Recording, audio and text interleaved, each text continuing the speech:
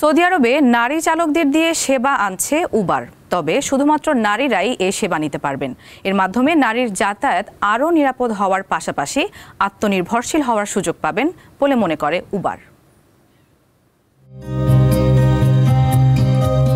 যুবরাজ মোহাম্মদ বিন সালমান সৌদিকে আধুনিকায়নে নানা পদক্ষেপ নিচ্ছেন। এর অংশ হিসেবে 2018 সালে সৌদি সরকার নারীদের গাড়ি চালানোর অনুমতি দেয়। এই সিদ্ধান্তের 7 বছর পর দেশটিতে নতুন চমক নিয়ে আসছে বহুজাতিক পরিবহন সংস্থা উবার।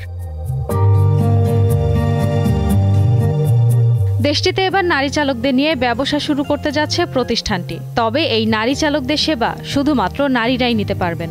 সম্প্রতি প্রতিষ্ঠানটি জানিয়েছে আগামী কয়েক সপ্তাহের মধ্যে তাদের নতুন কার্যক্রম সৌদিতে শুরু হবে। পর্যায়ক্রমে সব বড় শহরে মিলবে এই সেবা। উবার অ্যাপের মাধ্যমে নারী যাত্রীরা তাদের যাত্রার জন্য নারী চালককে বাছাই করতে পারবেন। এছাড়া আগে থেকেও ট্রিপ বুক করা যাবে।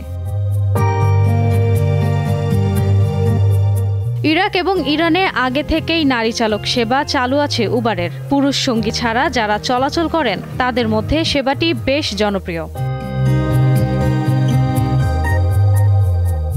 ইশরাত সুমা, দীপ্ত বার্তা কক্ষ।